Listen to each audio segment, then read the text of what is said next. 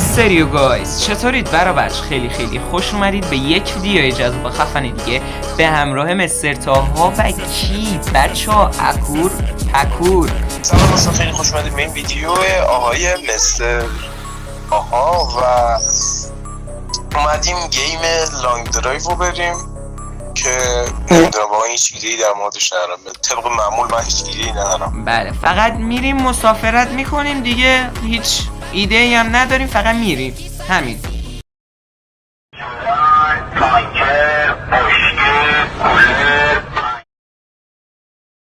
یه دور و بر خونه رو هیچ چیزی گیر میاری بتونیم. من یه کارتون رو برداشتم ولی نمیدونم کجام رفت. یه کارتونم یه باکسم اینجاست دوباره. چیز بنزینه نه اینه اسمش چیه؟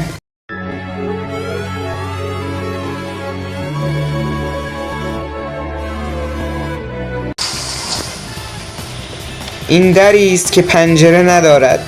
به سمت چپ برو. همیشه سمت راست رو انتخاب کنیم به ناکجا آباد میخوریم، پس از سمت چپ برو. این چرا قد آروم میره؟ نمیدونم. درست شد. زنگ بزنم بلان. بذار یه آهنگ بذاریم توی ادیت.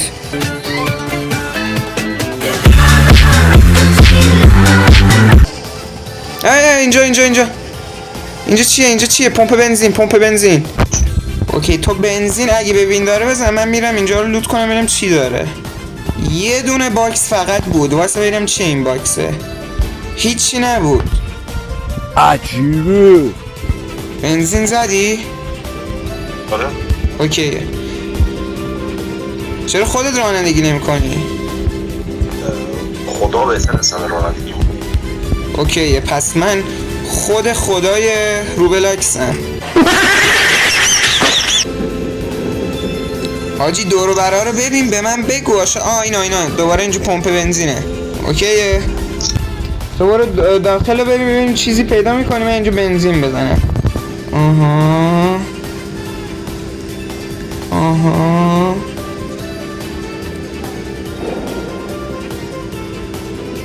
کامل شد. بریم. بذار یه آهنگ مشتی بزنم توی ادیت. چرا مدیکال کیت تو برداشتی و حالت گذاشتی اینجا جلو داشبورد؟ داداش باگی بازیه، من چه میدونم. من گذاشتمش صندوق ولی اومده تو دستم.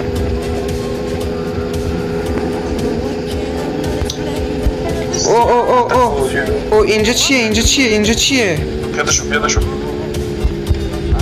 اینجا لوت هست؟ بذار برم ببینم. دیشب با هم دست جمعی رفته بودیم زیارت. بریم؟ وایسا اینو بذارم. اینجوری که زشته، من پوشتم به شماست. اینجوری که زشته.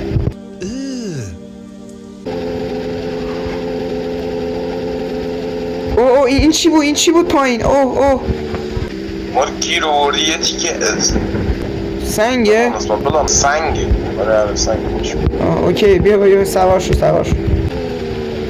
داش ببخشید. یکی پشته. این کیه؟ گاز بده برو. حاجی این کیه؟ مردی تو.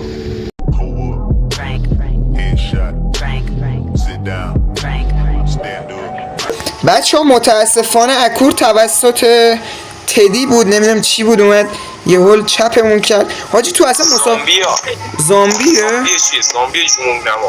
زامبی جمونگ نما. منطقیه. خب اگه دوست داشتید باز واسهتون از این ویدیو بذارم روبلاکس بریم، طولانی تر و قشنگتر. آره طولانی قشنگتر واسهتون میذارم.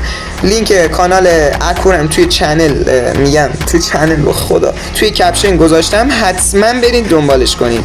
مرسی که تو اینجای ویدیو همراه من و اکور بودید. حتما کانال رو ساب کنید و این ویدیو رو لایک کنید. تا دیدار دیگه، خدا نگهدار.